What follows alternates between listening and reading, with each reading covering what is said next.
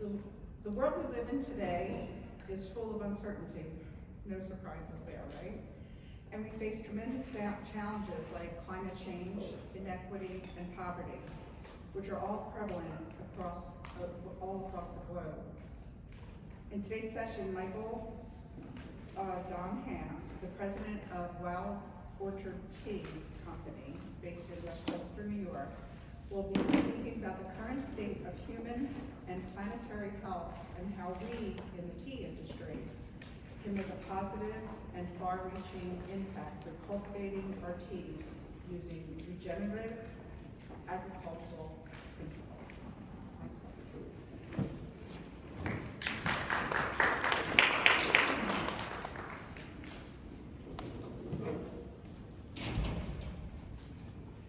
Good afternoon, everyone. How's everyone enjoying the World Tea Expo so far? Are you enjoying the teas too? Yeah. Great. You guys really made my day because I was joking earlier on that I'll be happy if there's one person in this session. And I see so many of you, and I really thank you because I saw the other sessions, I was like, whoa, there's so many interesting sessions. And I just want to thank you for attending this one.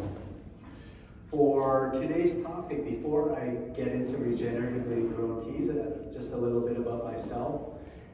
From about the age of 19, I was pretty set on how I wanted to make my impact on the world. So I chose to study kinesiology. I minored in nutrition, and I felt like I can make an impact by helping improve the quality of life and longevity of life for people around the world through foods and, at the time, exercise and keeping the body in a good condition. And we know throughout the years, I've heard a lot of doctors, I have a lot of doctor friends, scientists, and it's really about letting the natural body processes take its course without interfering. So our heart pumps automatically without us thinking.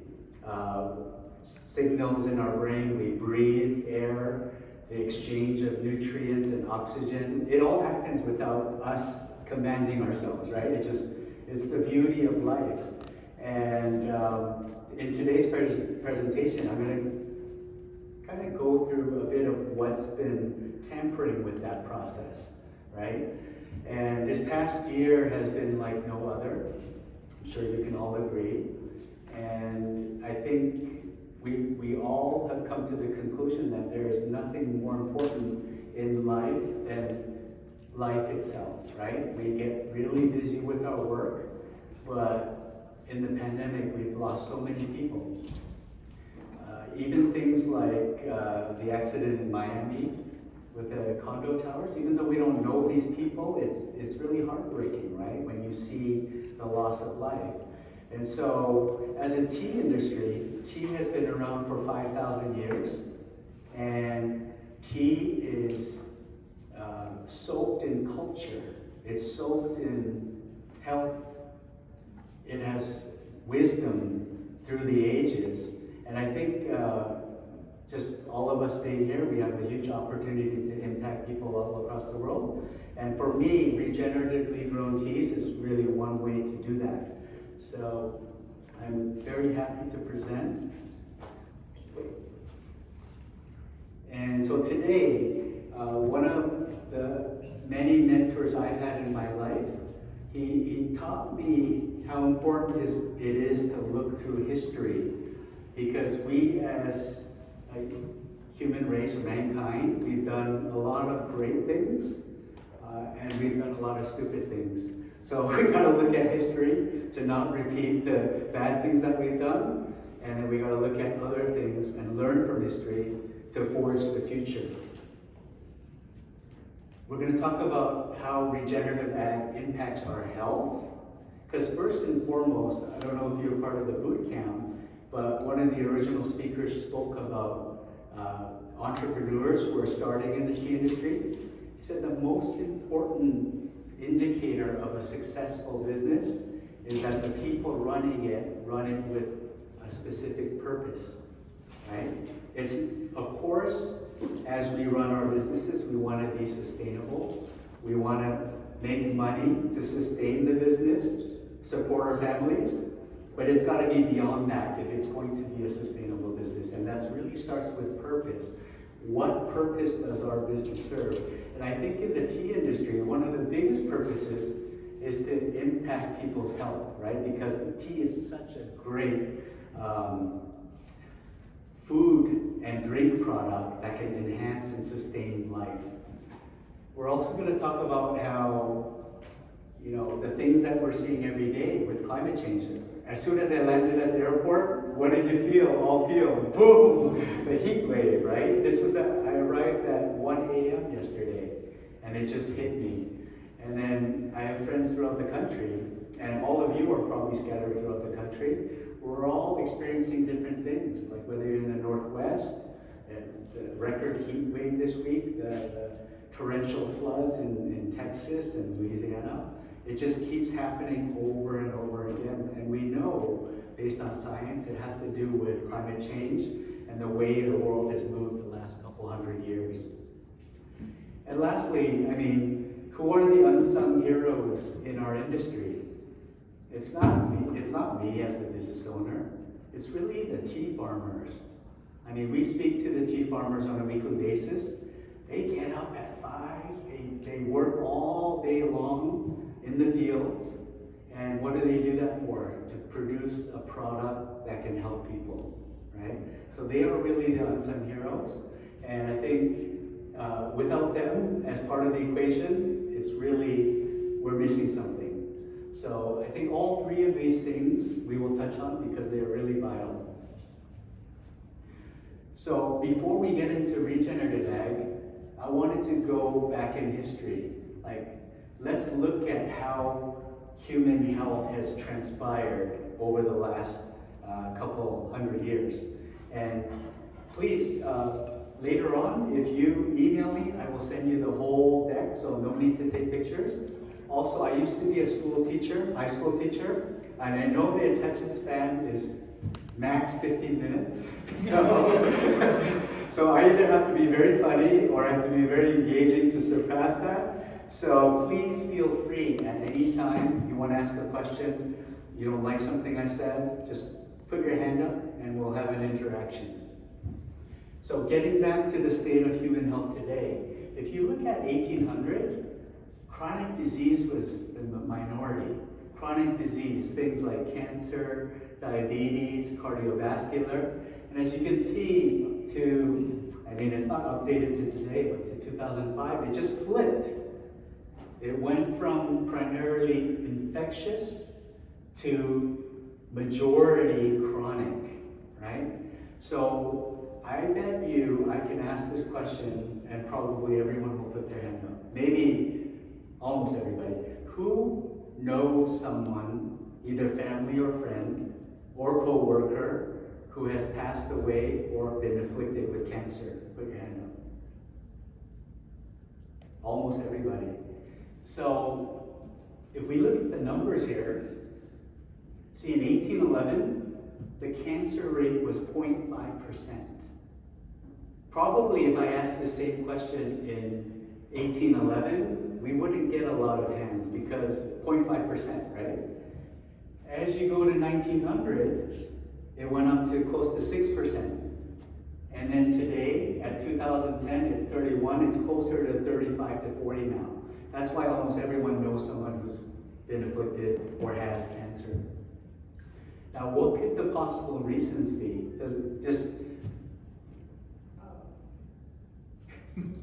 Oh no, sorry. Does anyone like to, go ahead. Are they getting better at finding cancer? That medical advances to track cancer, to find it, that could be one. Definitely. Pesticides, chemical exposure, right? So Aaron Brockovich, everyone knows the story.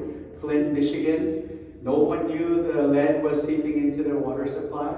They drink it, and then the cancer rates shoot up because they just don't know. Longer average lifespans? That's definitely it too. Yeah, longer average lifespan, so more chance of getting cancer. But it's once again because of chemical exposure. Processed foods. You guys I think you guys can give the lecture. So here's another graph that explains, especially with the food aspect of cancer. So in 1822, sugar was introduced to society, and it kept increasing until the late 90s. Only the last 20 years, sugar started to decrease little by little, right? I grew up drinking big gulps and Slurpees after playing sports. You guys all remember that? But even me too, 20 years ago is when I really started an organic lifestyle. Got away from sugars, got away from sodas, got into teas. In 1866, cottonseed oil was introduced in the US. These are like synthetic oils. It's pretty much poison to the body, right? 1886, roller mill technology, refined wheat flour. So how was bread made centuries ago? It was natural processes, fermented, and it didn't burden the body, because all the fermentation happened before it was consumed, so the body was fine. We didn't get any major issues with bread pre the introduction of refined flour. Procter & Gamble introduced Crisco in 1911. Trans fats, we see them everywhere today. Potato chips, French fries, you name it, right? 1939, a doctor named Weston Price, he published a journal because he started to see these trends. So he published this book to say, we have a problem here. We need to change something. But what happened? Absolutely nothing. So we kept going up, right? Westernized diseases along with processed foods. So you're exactly right. Processed foods, major component of westernized diseases going up along with environmental chemicals, toxin exposure. Wait, question. Yeah. What's the name of the book? I can't see the last word. Oh, it's nutrition and physical degeneration, Okay. right? So most people today, when they talk about health, they don't know this history. They just, business as usual, life as usual. But if we know kind of what's the major proponent of these health issues, we can kind of approach it to we can get a vantage point as how tea can reverse some of the damaging effects processed foods have had. So in 2009, the average US diet, you put us all together, we punch out the averages, we're consuming 63% of our diet as processed foods. Like, I love a burger and pizza like anyone here, but in moderation, right? Maybe once a month or something. But the average American diet is 63% processed foods, right? And that's a huge proponent of the health crisis we're all facing. As you see here, plant foods. Now there's a huge plant boom, right? There's Impossible Foods, there's plant-based burgers now. So that is growing a little bit. And then animal foods at 25%. But all the stuff that is a poison to our cellular processes and our blood, which we need to keep clean to maintain a healthy lifestyle, it's making the majority of our diet, right? So the great thing about tea is an antioxidant. It has catechins, it has polyphenols, has L-theanine. It can counterbalance a lot of the damage that processed foods does, because the antioxidants prevent free radicals. Free radicals destroy the cells, and if that keeps happening over and over, that's when things like cancer develop. So teas are a tremendous equalizer when it comes to the current way that Americans, that we are consuming food and drink.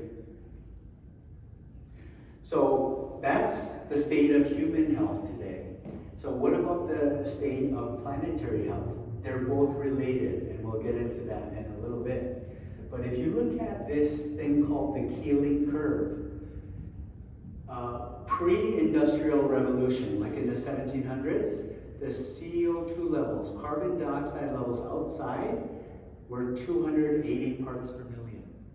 So as you can see from here, pre-1950, like it's right around 300, But then as we go further into today, just 3 weeks ago, in Hawaii, they tracked CO2 levels every day. It hit 419 ppm. Now the scientists are saying that if we hit 450 ppm, it's the point of no return. Like we cannot turn it back. And so that's why there's things like the Paris Climate Accord, right, to try to get the governments to reverse climate change. But it's not just the governments who can do this. It's like we all have to be a part of it. So what happens is CO2 levels go up, then the byproducts are what we're seeing. Extreme weather changes, flooding, hurricanes. That's the result of the CO2 levels going up. The impact of this on our human health is the CO2 levels, when they're high, we get less oxygen into our body when the CO2 levels are high. So then the nutrient intake and all these other bodily processes that prolong our life, sustain our life, they get diminished because of the planet ecosystem degrading in this way. The WHO has stated air pollution is the greatest human health risk, and it will cut a person's life by 1.8 years, right? So if you think about 1.8 years, I mean, no one knows, I don't know when I'm gonna die, no one here knows when you will leave this earth, but let's just say you were given a date, and someone said, how much are you willing to pay for 1.8 years longer? I know I would sell everything I have for it, right? I'm pretty sure everyone else here will too. But because the planet's health is deteriorating over time, it's actually causing a lot of air pollutants.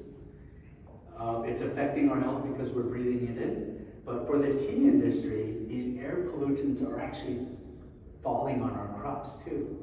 Falling on our crops, and if the crops and the tea leaves are not properly washed, what happens when they're brewed? All of this air pollution that's resulting in 1.8 years being cut from our lives, it goes into our tea and we drink it, right? So we have to be aware of these things. I think if we know these things, whether you're a tea house owner, a retail shop owner, you can enhance the benefit of your offering to your end customer.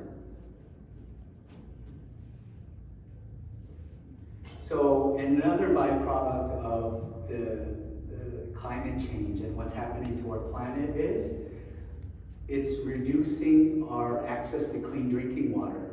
So I'm sure the majority here do not drink tap water because we cannot trust it, right? All the pharmaceuticals, the fertilizers that go into the water table, they don't get all filtered out. And so when we put tap water into a cup, we know it's not clean. All the studies say it's not clean. There's PFAS, there's so many different chemicals. Even in Whole Foods, they found arsenic in some of the bottled water. So there's no peace of mind, like especially tap water. So we don't trust the tap water, so what do? We buy bottled water. Single-use plastics, they're bottled. It's actually tap water filtered that travels like hundreds, thousands of miles, right?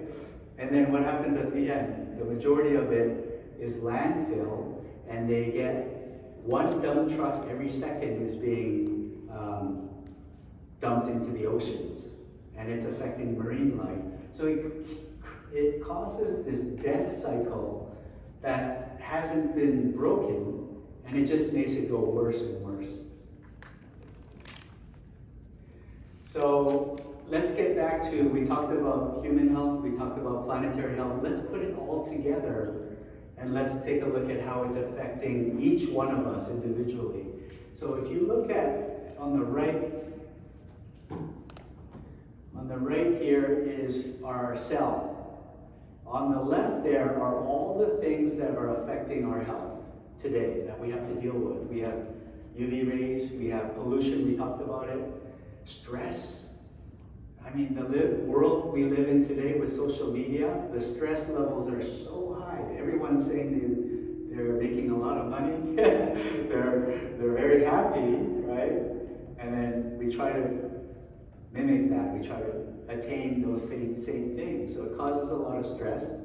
Pandemic, we went through a major pandemic, causes a lot of stress. Poor diet. What happens is it causes free radicals. And when free radicals start to overtake a cell, it damages the cellular membrane. And when the cellular membrane is damaged, that's when things like cancer cells start to form. Cancer cells were all healthy cells at one point, right? It's because the body, through constant exposure to these free radicals, there's a tipping point. After a tipping point, then the cancer cells start to take over. But what does tea have that can counteract this? Antioxidants, the polyphenols, the catechins. This is why I'm so grateful to be in this industry, because we have a solution to a lot of these problems I'm talking about today.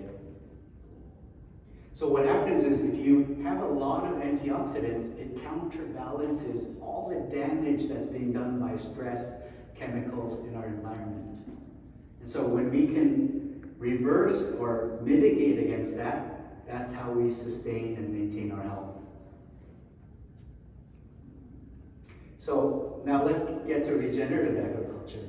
So this is a very visual. I think it's very clear which one is the healthiest for us, right?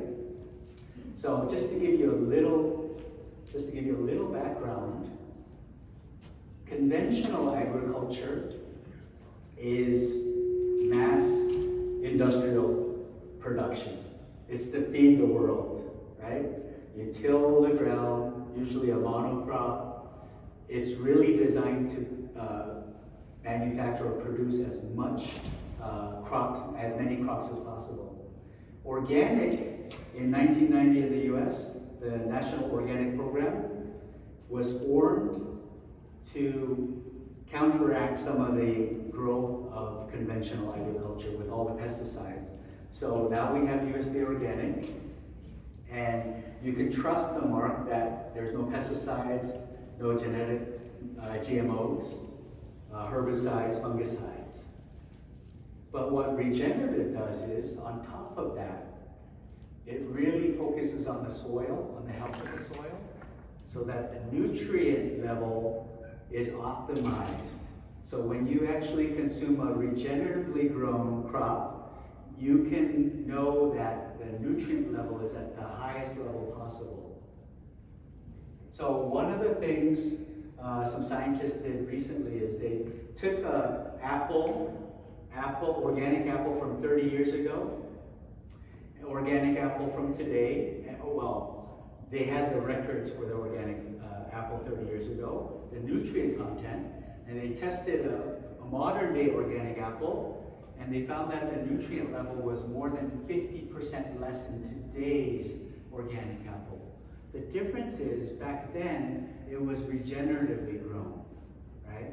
So it can be organic, but if the focus on the soil health is missing, and it's simply about removing chemicals, then that nutrient level may not be as high.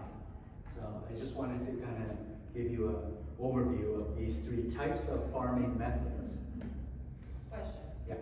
Is that regenerative process still being affected by pollution? It is, definitely. And I'll kind of expand into that a little bit later. So why the big rise in conventional agriculture? Because regenerative agriculture is actually the original agriculture from thousands of years ago. So we're calling it regenerative now, but it's the way that things were done thousands of years ago, our ancestors, right? So if you look here, the global population until the 1500s, relatively, there was growth, definitely, but it wasn't massive growth. But really, from the Industrial Revolution, the growth just spiked. You can see Wouldn't we all want our bank accounts to be like this, or our stocks, right? So after the Industrial Revolution, because of the advancement of medicine, like you said, and all these other things, the population growth just skyrocketed. So when the population skyrockets, you need to feed everybody. And that's really what spurred conventional industrial agriculture. The focus was on production, not on the health of the crop. So if you look here, this one is post-1800. You can see that it's growing, but now to today, and in the next 80 years, it's really tailing off. That spike in growth is it's calming down, it's cooling down. So if you look at the global population growth rate, from 1987 on, there has never been any trend that showed that it's going to go back up. So for the last 35 years, the growth rate has continually gone down, and there's no sign that it's going to go back up. So the scientists and doctors recently, they announced that our young generation, like my kids, our kids, it's the first time in history the young generation's life expectancy is going to be lower than our generation.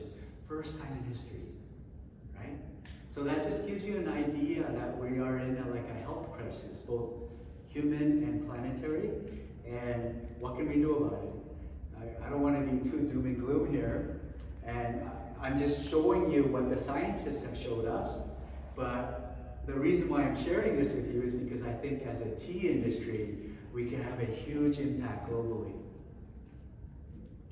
So what is regenerative agriculture? You kind of saw in the picture, it seems better than organic, seems better than conventional, but there are 6 core principles of regenerative agriculture.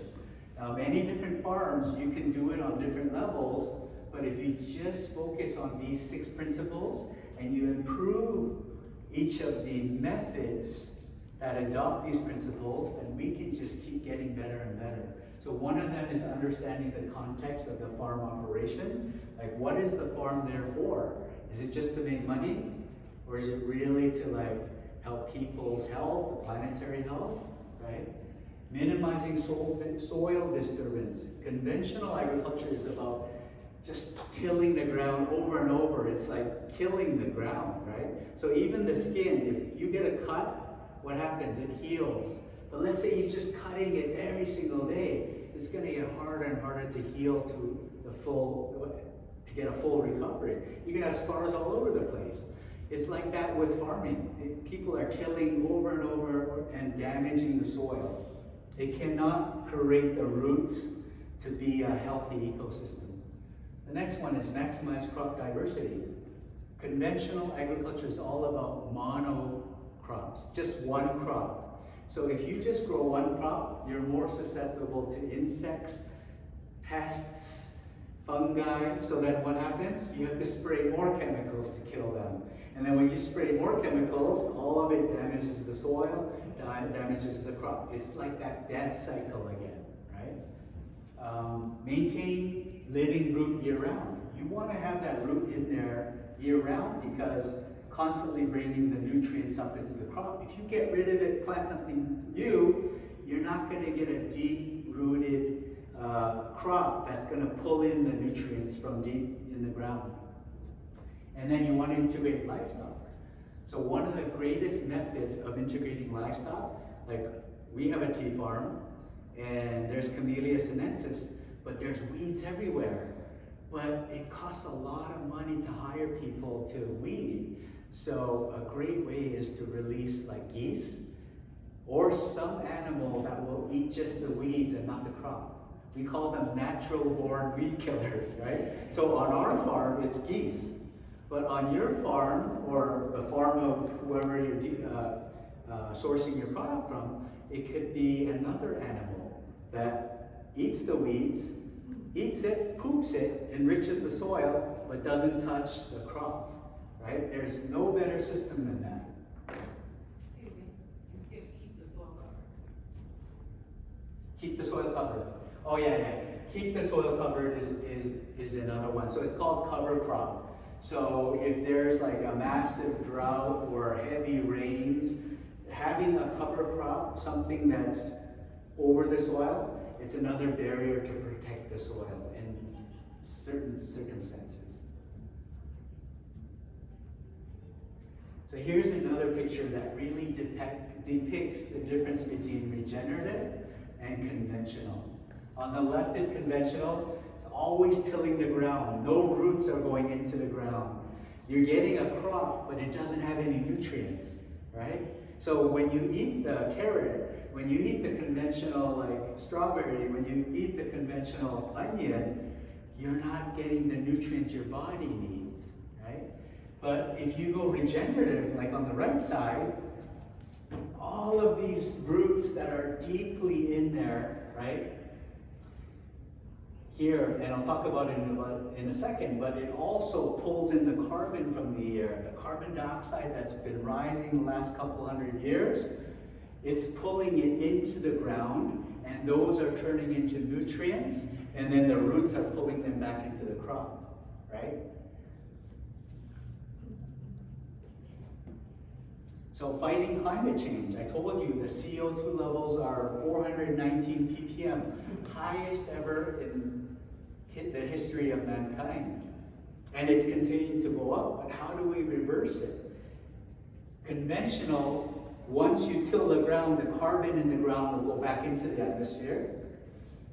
But with regenerative, it pulls the carbon from the air as food, right? So we're reducing the carbon dioxide levels through regenerative agriculture.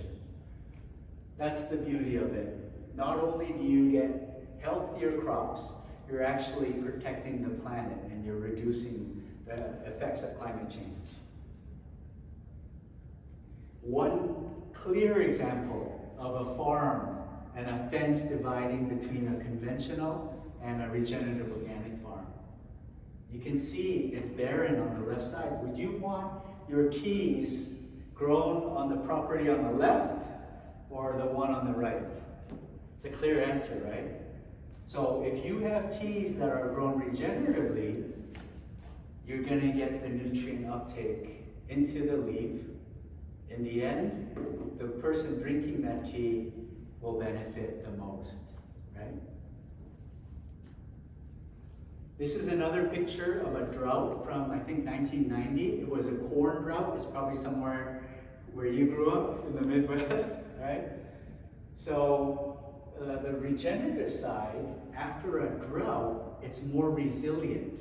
Because you have stronger roots, it's like anything. If your house is on a stronger foundation, if your body and your systems are really solid, really strong, your blood is clean and healthy, and your processes are operating as designed, you're going to be more resilient to disease, things like COVID. It's the same thing with crops. Even though there was a drought, actually this was a flood. Actually, I can't remember, drought or flood, it's one or the other, right? But regardless of whether it's one or the other, you get more resiliency on the regenerative side.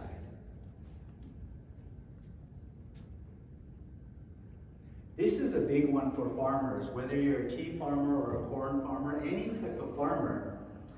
No one likes change, especially like people who've been doing it the way they've done it for decades. If you suggest something, you just don't want it to change, right? Because you're just used to it, right? But one of the things that the regenerative farmers are finding is that they're actually making more profit than they did when they were doing it conventionally. And how great is that, right? So you're doing it in a way that's better for the end user, you're doing it in a way that's better for the planet, and in the end you're making more profit. There's nothing better than that formula, right? So as you can see, like here, this is organic and conventional systems. We're talking about yields. Profit is $558 an acre per year profit, whereas conventional is $190. It's like almost 3 times, right? Once again, if we had a stock portfolio, which one would you take? It's definitely the regenerative organic, right? And then greenhouse gases on the right. There's less greenhouse gases from a regenerative organic farm than a conventional one, for the reasons I stated in the previous slide. Less energy is used in a regenerative organic. So if you look at the left side, if you look at the megajoules per hectare per year, I'm just eyeballing it, but it's probably like 30% less energy on a regenerative farm. And one of the reasons why climate change has really skyrocketed up is because of our use of energy. Fossil fuel energy. When we burn the fossil fuel, it increases the carbon dioxide. And then, last but not least, another benefit for regenerative organic, there's less emissions than conventional. So everything from diesel fuel, from the farm equipment, to N2O emissions, that's actually from the soil, nitrogen from the soil, transportation, herbicides, seeds, lime, all elements of a farm operation, you get less emissions with a regenerative organic operation. Rodale Institute, they're probably like almost 100 years old, at least 60, 70 years old, and they're based in Pennsylvania. Anybody from Pennsylvania here? No? If you're in the Pennsylvania area, I strongly recommend you visit this farm. They're a perfect model of what a regenerative organic farm is, but they have done these studies over decades. So it's not just one study and they publish these numbers. It's actually like decades of research showing that regenerative organic is more profitable, less emissions, yields are 40% higher. So you know the reason why we went into conventional agriculture is to produce more yields. Now if we do it the right way, regenerative agriculture is actually producing more yields than conventional. And so, what is the verdict? Is regenerative agriculture good or bad, right? I think across the board, like if you ask any farmer who's changed or who's transitioned from conventional to regenerative, and there are a lot of stories out there on YouTube, they just like, why didn't we do this sooner? And the regenerative agriculture, it's growing a lot these days. If today is the first time you've heard of it, you're gonna keep hearing regenerative. Like it's like in the natural and organic industry too, it's continuing to grow. But this is one of the best kind of definitions of regenerative ag that I've seen. And the reason why I want to show you this is because it's so intertwined with our tea industry. Like I'll read this to you, but there's so many great elements that the tea industry has that are reflected in this definition. So regenerative, so wherever it says regenerative ag, we can replace tea in there, right? Just in there mentally. Regenerative agriculture is a renewal of the human heart and mind. It is a framework of thinking and consciousness that emulates nature's intelligent design, patterns, and biological systems. This ancestral wisdom does not focus on tools or processes, but instead it emphasizes understanding about how to farm, ranch within your ecological context. This type of relationship-based agriculture is a journey of healing for all human and biological communities, a new food production system that facilitates beauty and life. I mean, when I saw this, I just replaced tea, right? And it just translates beautifully, right? Because tea, you talk about ancestral wisdom, the history of tea, right? What it does. Like we live in a stressful world, but when we sit down with our friends or family and we have a cup of tea, what that does to bring down those stress levels, increase our health, sustains our health. It's just amazing, right? And I think when we pair regenerative with teas together, we can really make a dent and have an impact on people. And tea is so global, that's what this is about. It's about compounding effects. Like, if one person in this room, this message has resonated, and you guys are like, whoa, okay, we gotta encourage our farmer to like transition to just that compounding effect, little by little, it'll just spread, and then the beneficiaries are the people who drink the teas, the farmers, instead of like breathing in pesticides while they're harvesting, damaging their own health, they're gonna benefit, and then just as importantly, the planet will benefit, right? The impact on the planet will be reduced. And so when we create that type of movement or momentum, then what is the next generation left with? It's not a lower life expectancy than their parents, right? It's a longer life expectancy. It's a world, it's a environment where it's better than how we found it, right? And I think as business owners here, isn't that what we want? So today I just wanted to share this to kind of let you know what the science is, and to kind of enable or empower through education what I've learned and what you can also implement into your businesses and your personal lives. So these are some great resources. I highly recommend you bookmark these. Kiss the Ground has a great documentary on Netflix. If you watch that documentary, you'll get a very much deeper understanding of regenerative ag than what I presented to you. Like I said, Rodale Institute, they're a pioneer. Soil Health Institute. Patagonia Provisions. I'm sure you've all heard of Patagonia. I love their clothing, but they're a huge proponent of regenerative agriculture. The Savior Institute is another great nonprofit. Regenerative Organic Certified is a new certification that is coming out. It's being supported by Patagonia, Rodale, all these major organic, stalwarts. And so when you go to the market one day, soon, you will see USDA Organic and ROC. So when you see that ROC mark, you will know, wow, this is really healthy. This is organic at its best. The nutrient levels are going to be very, very high, and this is worth the price to maintain my health.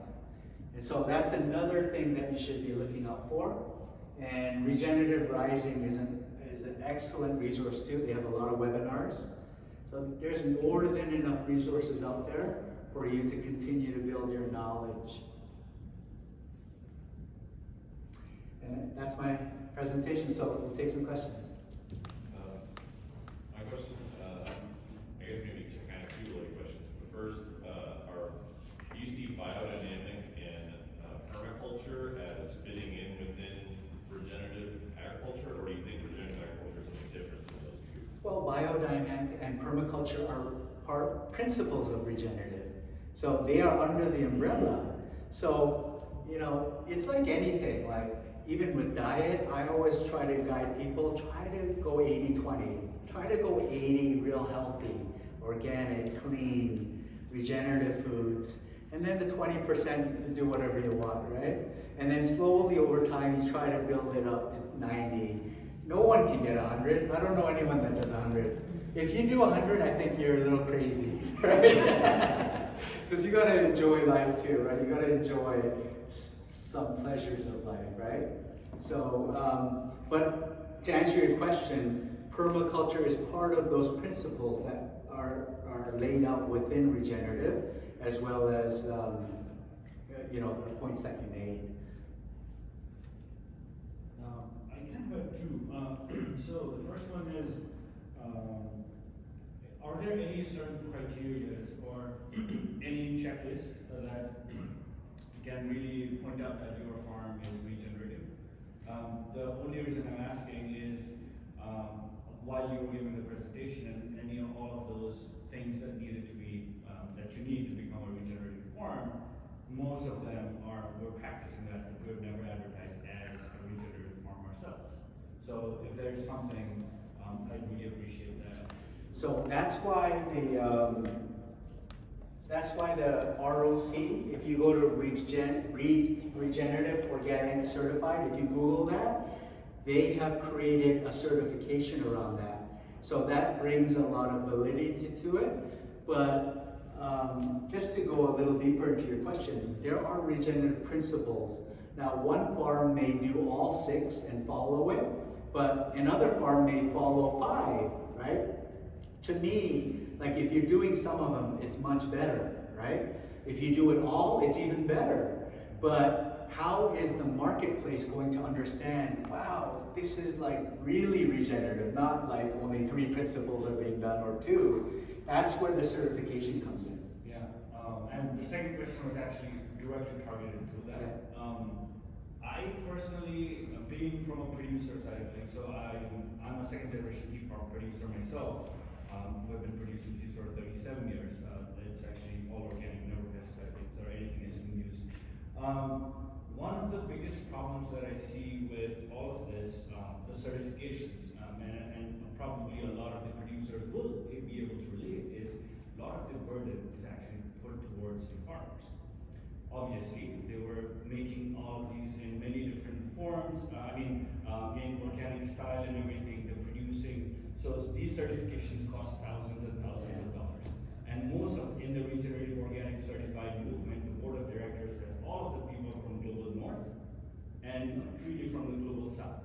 There's various disparities between, the board actually waives some of the fees or some of these different things for the global north, whereas you actually have to pay a lot more to get those certifications, and you're not, some of the fees are not waived for the global south, where most of the production of some of these things happen. And at the end of the day, these certifications are putting much more burden on the farmers themselves. And I was wondering if that's why it's kind of like a question towards the certification in itself.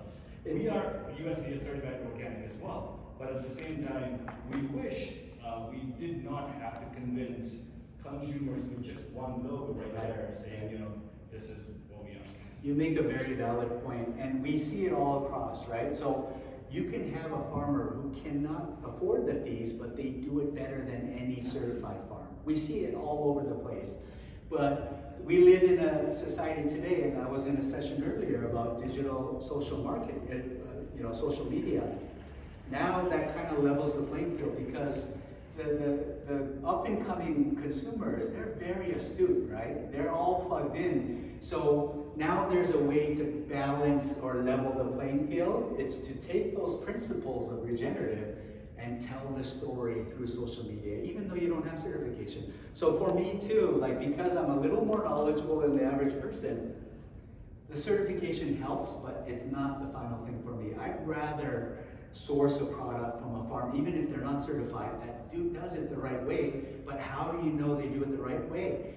It's communicating that story, showing them videos, and most people can tell from the storytelling and the videos that this is legitimate, right? You can't fake, like I said, geese eating all the weeds and pooping. Like if you have video of that, maybe who would do something fraudulent and do fake videos and put it on? They'll be exposed very soon, right? So there's a long way to go, but for me, this is a great start because it sets a standard, and I think over time there's got to be some cognizance of, like you said, global south. People who can't afford it, there's got to be some sort of way that they can get the certification easier. But it's very early stages.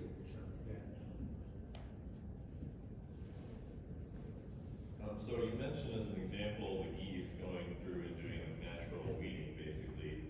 But some of the other points are growing different crops together, and tea is a plant that the tree sits there for 50 plus years. Okay. So what other crops can work together with tea? So from the regenerative farms that I know, what they do is they plant a lot of regenerative farms and non-regenerative farms, they plant wind screens, trees, right?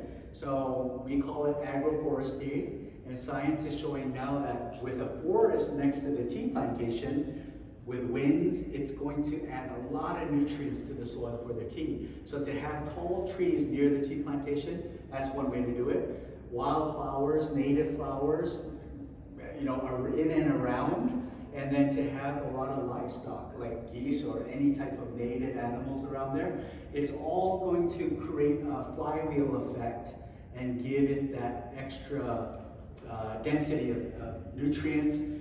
The most important thing is the microbiome of the soil, right? When you have a rich microbiome of the soil, the nutrients the uptake will be much more efficient, and then everything, it's just like our gut microbiome.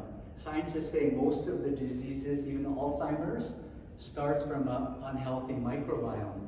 But one thing we missed in the westernized diseases other than diet, it's our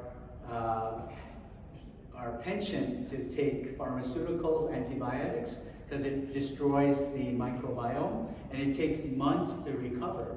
Like sometimes you have to take antibiotics. Like if I have an infection, I'm taking an antibiotic, right? I just know that it's going to take 2-3 months for my microbiome to recover, but that's 2 months of your body suffering, right? So in the same way for agriculture too, when you plant these different things, the microbiome and making it rich, that's really the key. And I think every country, you're in Nepal, the farm I know is in South Korea. I think the great thing about our industry is there's a lot of cooperation. It's not like, I'm not going to talk to you and share my secrets, right? So we share secrets.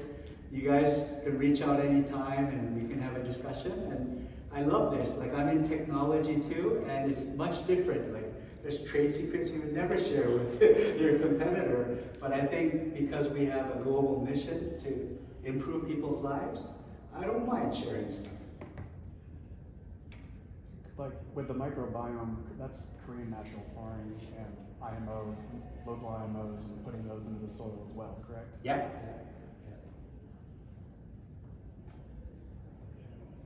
So I'm happy because I don't see anyone sleeping.